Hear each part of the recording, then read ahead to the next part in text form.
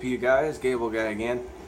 Getting back into Forza 7. I'm going to be doing another episode here. Sorry it's been a few days. I'm having some technical glitches with recording and editing here. But we're doing the open wheel little career mode here. A little tricky, a little different. About halfway through. I got 2 more races. But let's get into it. Should be fun. Sorry if the lighting's a little dim on me. That's part of the technical glitches I'm fighting right now, is trying to find good lighting that doesn't affect the screen, doesn't affect the quality of that.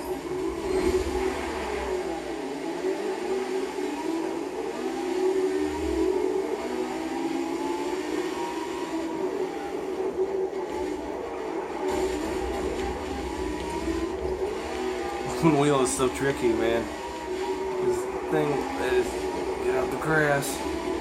Thing that makes it hard is, unlike regular cars where you got fenders and side skirts and doors and bumpers and everything where you're tapping people, this is rubber on rubber. Tires tend to touch, it tends to just act like a slingshot. It just flings you one direction and stay like that and you're just gone. You gotta really know how to compensate. Third, not bad. 2 laps, it better be a bigger track. If not, I gotta get my hustle on now.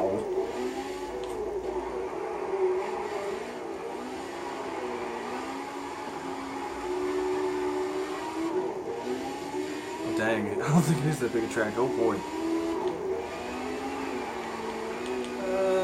Medium-ish. If I could just focus on the track, I'd be fine. Alright, enough distractions. Let's get in here. Something I love about Forza is getting to see the inside view like it's first person. Could you imagine if Xbox would finally actually do a VR for Forza?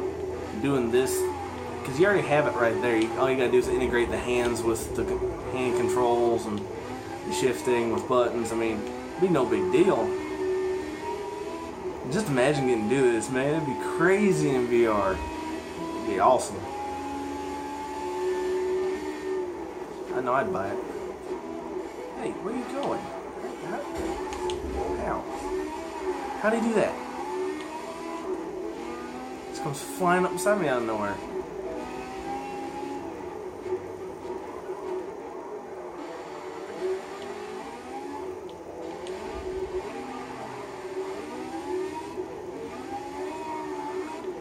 This car does not like to grip.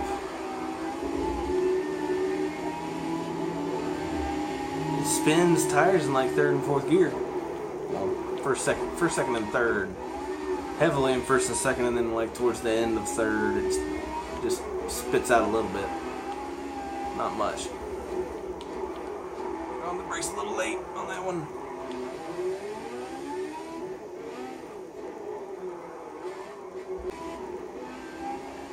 Again, my little trick always does seem to work. Everybody tries to huddle towards the center at the very beginning of the race. Try and go towards the outside line. Depends on the track. Sometimes you have to do the outside on the left or the right. But they always do tend to huddle right up in the middle. You go to the outside and you just tend to kind of slingshot past them.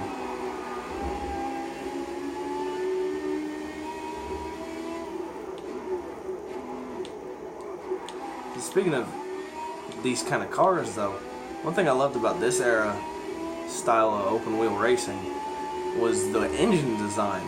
It's just the engines were so unique, man. Because usual, you know, for like a V engine like what this is, these are V8s. The way they designed a regular V8 is you have in the center V part in the top of the engine where the intake is. It's just the intake. That's the whole entire intake system. It just pulls there in, and then on the other side of the heads towards the bottom is where the exhaust comes out. These cars, they have the exhaust and the intake in that upper V of the engine. It all comes out, goes in and comes out the top. It's a very different kind of design. And the engines and the sounds of these cars very unique and very different. I don't know what it did for the power, but I bet it did something. And I wonder, honestly, if there is a power advantage to be had by doing that, or if not.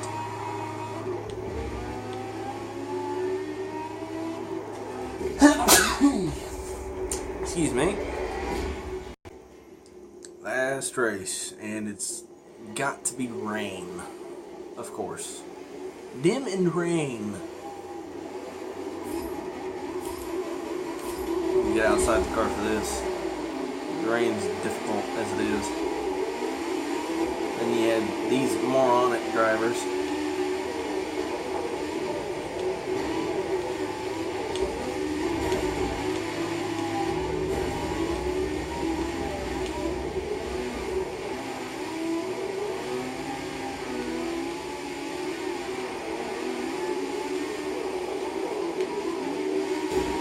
Jeez.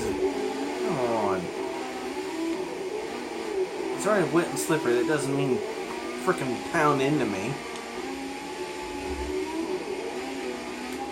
Okay. Let's do rain from down here.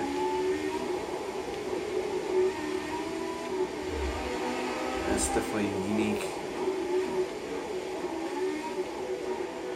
I know one thing you'll see here eventually when I start doing some more regular car classes, not open wheel like this, is the way they designed this game. When you're inside the car, actually the rain actually hits the windshield and it will block your vision, and the wipers will actually initiate and clear the windshield. It's very much more of a driving simulator than it is just a racing game. They've done better trying to make it more of a simulator, kind of like Gran Turismo for PS4. Although, yes, I know it's not the same. Gran Turismo is different. I used to play Gran Turismo.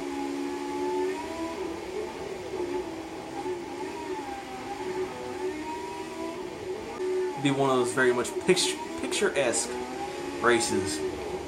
All the leaves on the track being kicked up as the cars are driving over them. Very much picturesque. Pretty. I know some of you guys probably sitting there saying, Gable Guy, why you have the suggested light on if you never use it? You're not even near it. It helps me remember when to brake, okay? Because I'm good at these games. I love racing games. I've been playing them since I can freaking remember. But I tend to get a little overconfident in race cars on games compared to street cars. Street cars, I know, okay, they got street car brakes. I gotta brake early and watch my speed. I'm sitting there with a race car and I'm like, oh, it's a race car. It's got race car brakes. It'll stop on a dime. So I just tend to forget. I'm sitting there going, oh, this is a turn, no big deal. And the next thing I'm like, well, why am I stopping? Why am I sliding? This shouldn't be happening. Like that. See? Just like that. So I'm like, oh, it's a race car. It's fine. It may be raining, but oh well. Yes, it's red, but I know my limits. Nope. Right into a wall.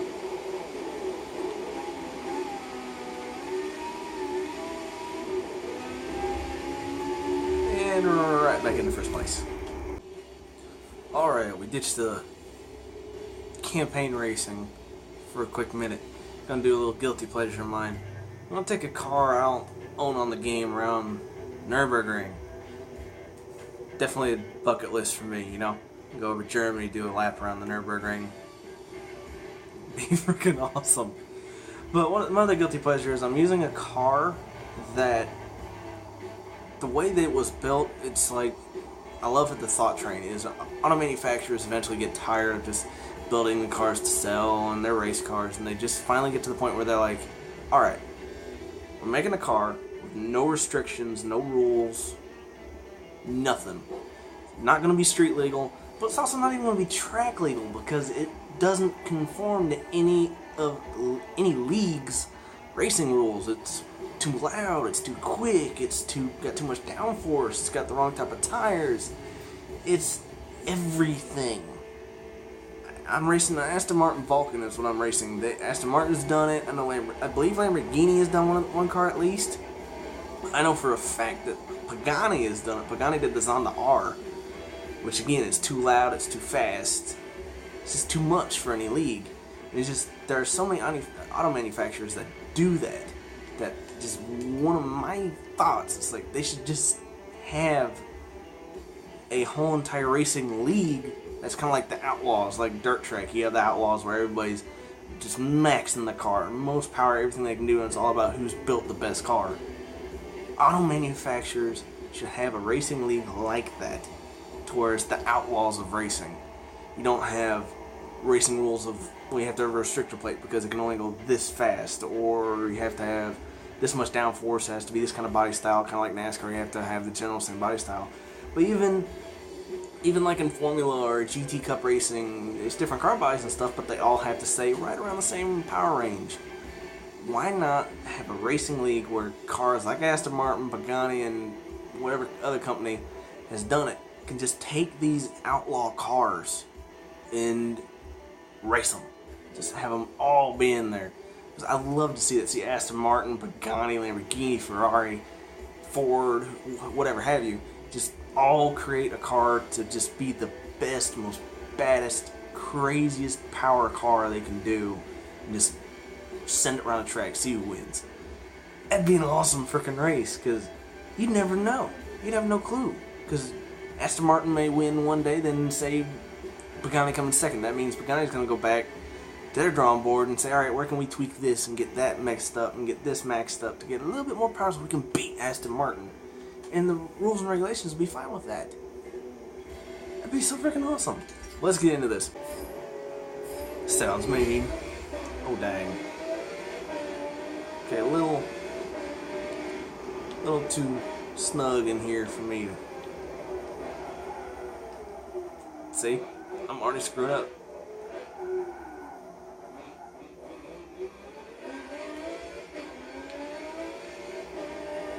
Get outside the car. See, because that right there, you can already tell that car's way too loud for a racetrack.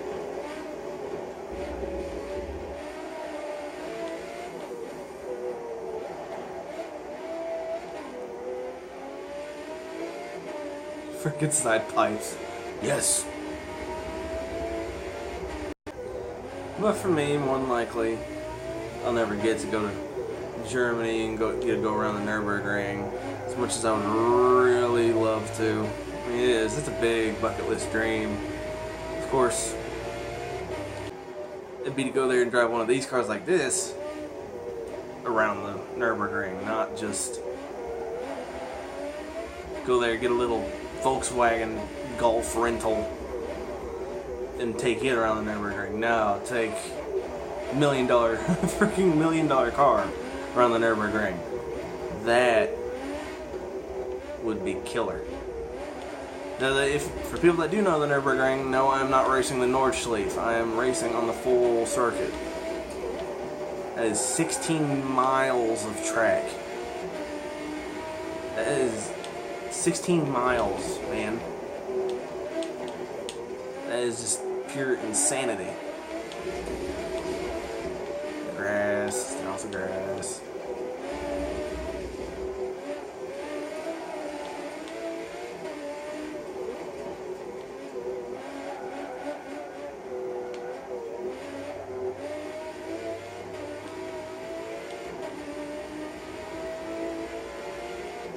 Now, I will admit, I said not get a little Volkswagen Golf rental. I will admit, the Golf R,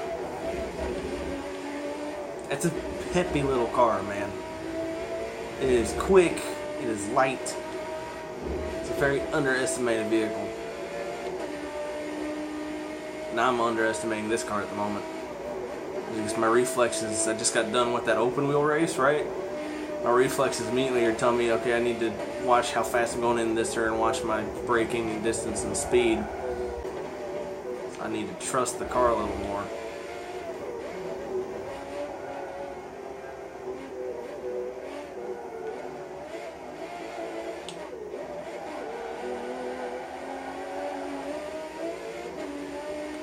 There we go. Dang, this car's quick, already going 150.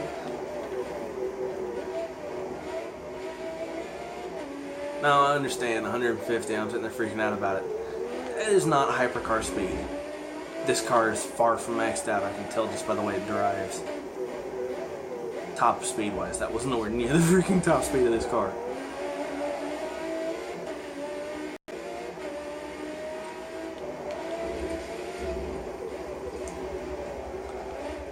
One of my issues, man, is grass.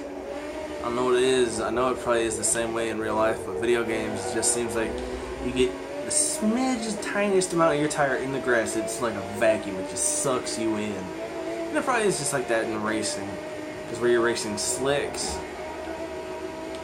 and them being hot, they probably act like super glue on turns, or even straights, getting that speed down. They probably hit something slick as grass. They're gone. I could see it.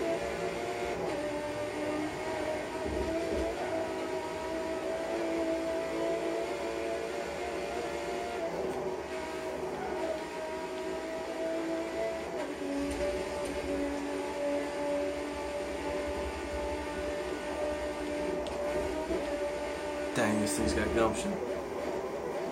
Just watching that speedo rise, and it's in 6th gear going uphill, and it's just barreling through.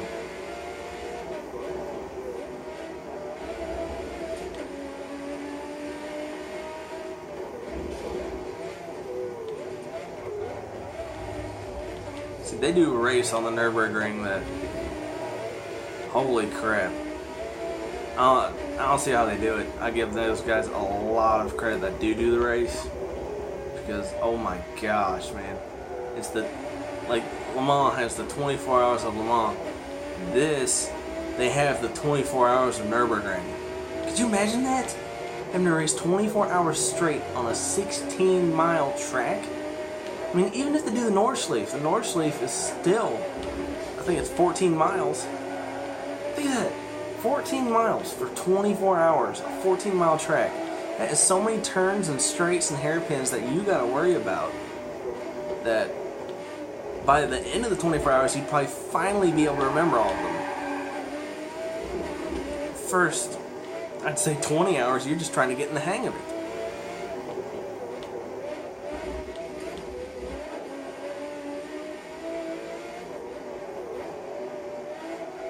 That's the thing about the Nürburgring. I just went through that turn back there with that huge bank. It's kind of an infamous turn with the Nürburgring because it's completely blind. Where it's an uphill turn, you go uphill into this turn and it dips down when you get to it. So they literally say at the racetrack, aim for the tallest tree. Just point your car to the tallest tree. That'll get you in the best line for that turn. I couldn't imagine getting told that. Just aim for a tree. What? I don't want to wrap my car around a tree.